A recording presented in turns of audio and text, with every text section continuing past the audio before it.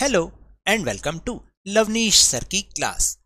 This is Directorate of Education GNCT of Delhi's worksheet number 30, and it is only for class 8 students. It has taken from the subject Social Science or PAS, and we will learn and understand the chapter Making of National Movement 1870s to 1947.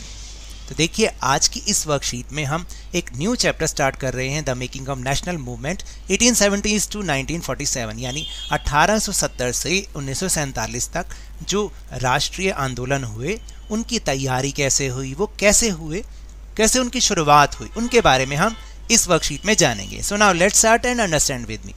The emergence of nationalism यानी राष्ट्रवाद का उदय, आखिर ये हुआ कैसे?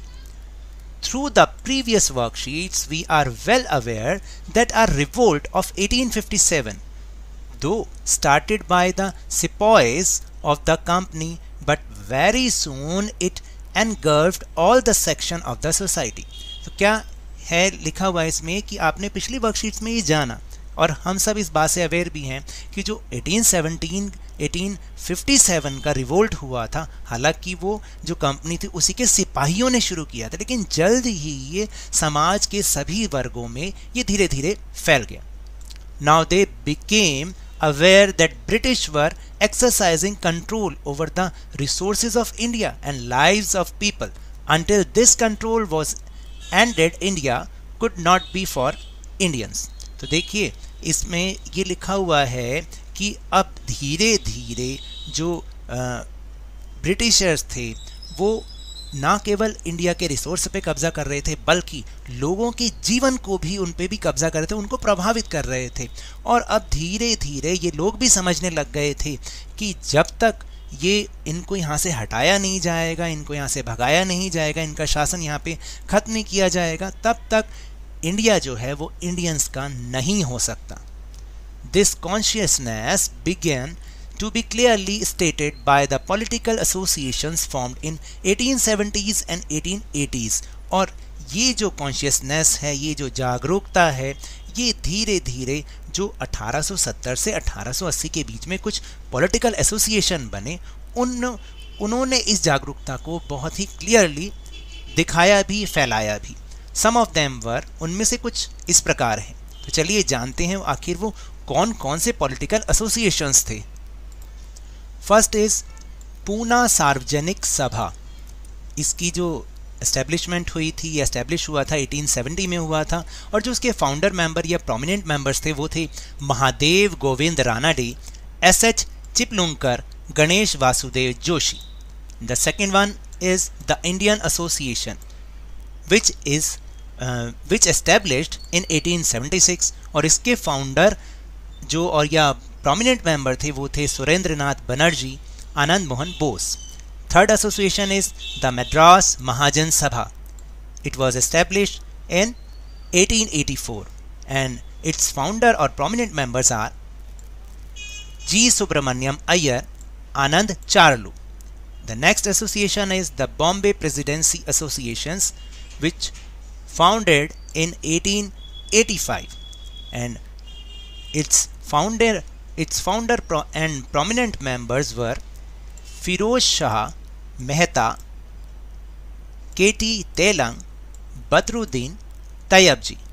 And the last one is, and the famous association is the Indian National Congress, जिसको हम Congress party के नाम से भी बहुत अच्छी तरह से जानते हैं. And it established in 1885, और जो इसके फाउंडर मेंबर या प्रोमिनेंट मेंबर यानी जो शुरुआती मेंबर थे वो थे A.O. ह्यूम, दादा भाई नौरोजी एंड D.E. वाचा. Though many of these associations functioned in the specific parts of the country, their goal was stated as the goals of all the people of India.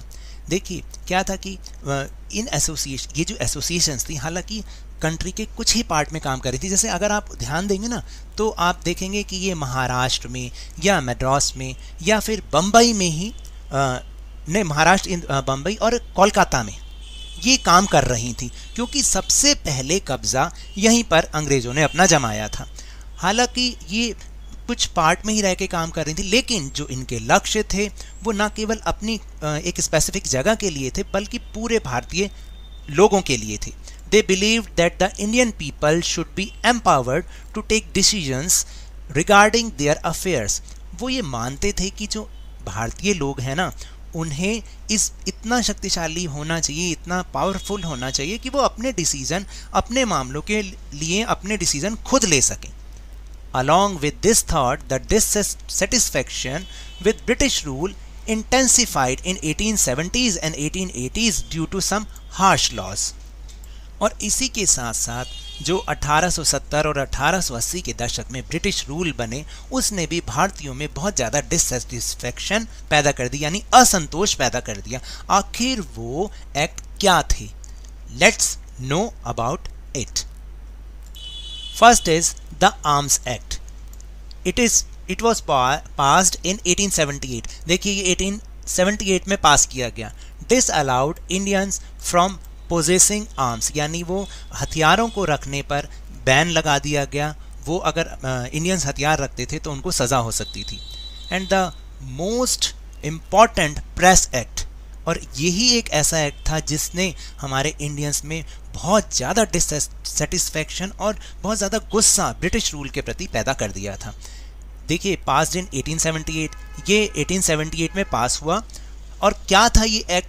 allowed the government to confiscate the assets of newspaper including their printing presses if they print anything objectionable. तो ये क्या करता था कि अगर government को ऐसा लगा कि किसी भी प्रेस ने ऑब्जेक्शनेबल कुछ मटेरियल छाप दिया, तो उसकी जो पूरी प्रेस थी उसको वो जो है उसको कब्जा कर लेते थे उसके ऊपर और उसको बंद कर देते थे। इस एक्ट ने ब्रिटिश गवर्नमेंट को ये पावर दे दी कि कोई भी अगर उनके बारे में कुछ भी ऑब्जेक्शनेबल लिखेगा तो वो तुरंत उसकी प्रेस को बंद कर देंगे। Third is the Ilbert bill, passed in 1883। ये 1883 में पास हुआ। The bill provided for the trial of British और European persons by the Indian जज। ये इस बिल ने क्या किया? इस बिल ने ये बताया, इसमें बिल में प्रावधान था कि जो इंडियन जज हैं वो ब्रिटिश या यूरोपियन पर्सनस के जो भी मुकदमे हैं उनको वो देखेंगे। However, white opposition forced the government to withdraw the bill. जो अंग्रेज़ों की ही अपोजिशन पार्टी थी उसने फोर्स किया गवर्नमेंट को कि इस बिल को वापस लिया जाए। This enraged the Indians which highlight the racial attitude of British in India. और इस तरह से इंडियंस में भी ये दिखा दिया, उनको भी ये पता चल गया कि ब्रिटिश जो है वो बहुत ज़्यादा नस्लवाद करते हैं, यानी वो नस्ली भेदभाव बहुत ज़्यादा करते हैं। तो ये सब चीज़ें इंडियंस को भी पता लग गई, तो इंडियंस ने भी इसका विरोध करना शुरू कर दिया। So these are the topics of this worksheet. Now will move on our question answer section, but before will move on question answer section will do an activity. So here is your activity. With the help of your teacher or parents, gather information about any one national association of pre-independence India of your choice. यानी स्वतंत्रता से पूर्व किसी भी राष्ट्रीय जो संगठन अभी हमने पढ़े, एसोसिएशन हमने पढ़ी, उनमें से किसी के बारे में भी आप कुछ ना कुछ इन्फॉर्मेशन अपने टीचर, अपने पेरेंट्स की हेल्प से यहाँ पर लिखेंगे। तो मैंने थोड़ी सी इन्फॉर्मेशन आपके लिए इकट्ठा करना शुरू किया है और थोड़ा सा किया भी है। अगर आप इससे ज़्यादा जानते हैं या आपको कोई और मटेरियल मिलता है तो आप वो भी लिख सकते हैं। सो देखते हैं एक बार। मैंने लिखा है इंडियन नेशनल कांग्रेस के ऊपर। The Indian National Congress, mostly known as the Congress, is one of the two major political parties in India, among which are the other Bharatiya Janata party. देखिए जो इंडियन नेशनल कांग्रेस है उसको ज़्यादातर हम कांग्रेस पार्टी के नाम से जानते हैं, और ये दो पॉलिटिकल पार्टी जो मेजर पॉलिटिकल पार्टी इंडिया के उनमें से एक है, और दूसरी पार्टी तो आप जानते हैं Bharatiya Janata party. The Congress was established in the British Raj on 28 दिसंबर 1885। कांग्रेस कब बनी? 28 दिसंबर 1885 को ब्रिटिश राज में बनी थी। It's founders included A.O. Hume, दादा भाई नौरोजी एंड दिनशो वाचा। तो इनके जो फाउंडर्स थे उनमें A.O. ह्यूम थे, दादा भाई नौरोजी थे और दिनशो वाचा थे। In the late 19th and early to mid 20th century, यानी 19वीं शताब्दी के खत्म होने पर और 20वीं शताब्दी की शुरुआत तक, उसके मध्य तक, the Congress entered in the freedom struggle. India जो ये कांग्रेस थी वो इंडियन फ्रीडम स्ट्रगल में आई, प्रवेश किया इसने, with over 1.5 crore members and over 7 crore along with the participants. अब यहाँ पर आपको इट बिकेम आएगा, यहाँ पर इट बिकेम, यहाँ पर आ जाएगा it became a central partner in opposition to British colonial rule. यानी कहने का मतलब ये है कि जो ब्रिटिश औपनिवेशिक शासन में कांग्रेस ने 19वीं शताब्दी के अंत में और 20वीं शताब्दी के मध्य तक कांग्रेस ने इंडियन फ्रीडम स्ट्रगल में एंटर किया। किसके साथ?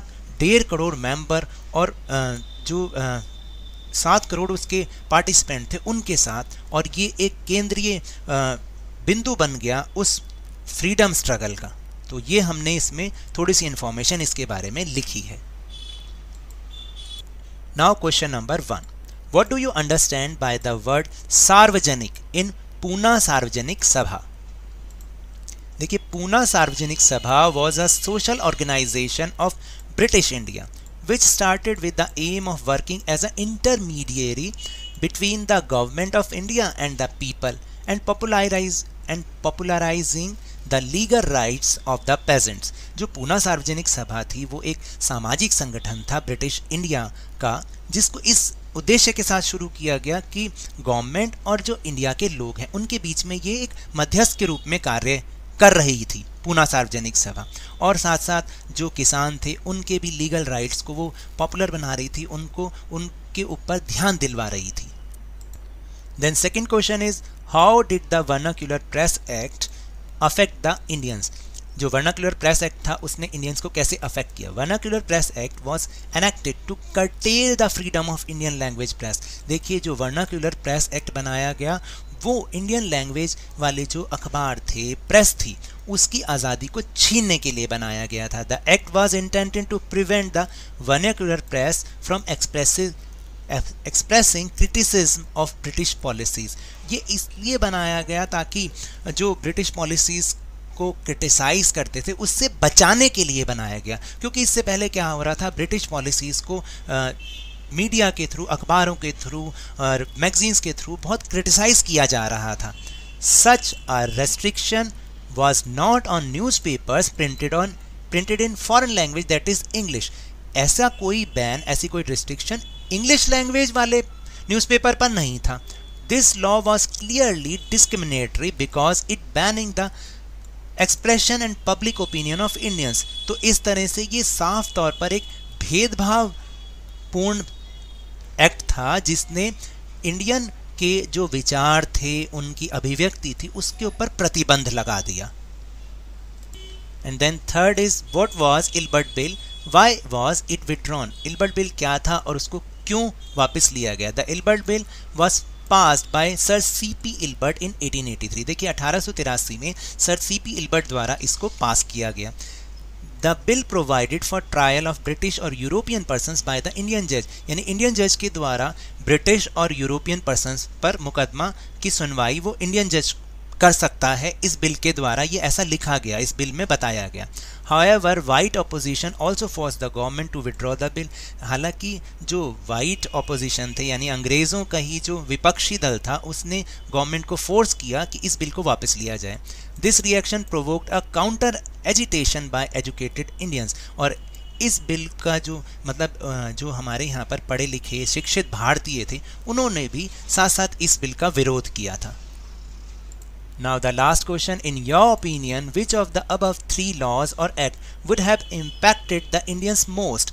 Give reason in support of your answer। आपको ये बताना है कि आपके हिसाब से जो अभी हमने ऊपर तीनों कानून पढ़े, तो उनमें से सबसे ज़्यादा इंडियंस को किसने प्रभावित किया होगा, किसने ज़्यादा अफेक्ट किया होगा। तो अपने रीज़न में आपको अपने रीज़न के सपोर्ट में भाई कुछ ना कुछ लिखना भी पड़ेगा कि आप क्यों वो रीज़न दे रहे हैं। तो देखिए, इसका आंसर जो मेरे हिसाब से ये हो सकता है, अगर आपको लगता है कोई और तो आप वो भी लिख सकते हैं। In my view the vernacular press act of 1878 was the only law that affected Indians the most among these 3 laws. यानी ऊपर जो हमने 3 लॉज पढ़े, 3 लॉज पढ़े उसमें से वर्नाक्यूलर पेस्ट एक्ट जो था वो ही शायद सबसे ज़्यादा ऐसा था जिसने इंडियंस को अफेक्ट किया होगा। It band all newspapers, magazines etcetera appearing in Indian languages, यानी भारतीय भाषाओं में जो भी कुछ गलत लिखा होता था अंग्रेज़ों के बारे में उसको इसने बैन करने का अधिकार दे दिया। Such a restriction was not on newspaper printed in foreign language that is English, यानी जो किसी जो विदेशी भाषा जिसमें इंग्लिश थी उसके न्यूज़पेपर पर ऐसा कोई रिस्ट्रिक्शन नहीं था। This law was clearly discriminatory because it banning the expression in public opinion of Indians. तो ये तो बिल्कुल ही डिस्क्रिमिनेटरी था क्योंकि उसने इंडियंस के ओपिनियन को और उनकी एक्सप्रेशन को बिल्कुल बैन कर दिया। This made the Indians very angry and dissatisfied, और इसी ने जो इंडियंस को बहुत ज़्यादा गुस्से में भर दिया और वो बहुत असंतोष रखने लगे ब्रिटिश गवर्नमेंट से। So now that's all for this worksheet. अगर मेरे इस तरह समझाने से आपको थोड़ा सा भी समझ में आया हो तो इस चैनल को ज़्यादा से ज़्यादा सब्सक्राइब कीजिए, लाइक कीजिए और बहुत ज़्यादा शेयर भी कीजिए। और हाँ, मेरे साथ इसी तरह आसानी से वर्कशीट को समझते रहिए, लेकिन ध्यान और मन लगाकर पूरी मेहनत और लगन के साथ ऑनलाइन ही सही पढ़ते जरूर रहिए। और कल के रिपब्लिक डे के लिए आपको बहुत बहुत शुभकामनाएं। And if you want to defeat corona virus then please wear a mask, और जब भी अवेलेबल हो, जब भी पॉसिबल हो, आप वैक्सीनेशन जरूर कराएं क्योंकि कोरोना को हराना है और ज़िंदगी को एक बार फिर से सुहाना बनाना है। इसी उम्मीद के साथ थैंक यू वेरी मच।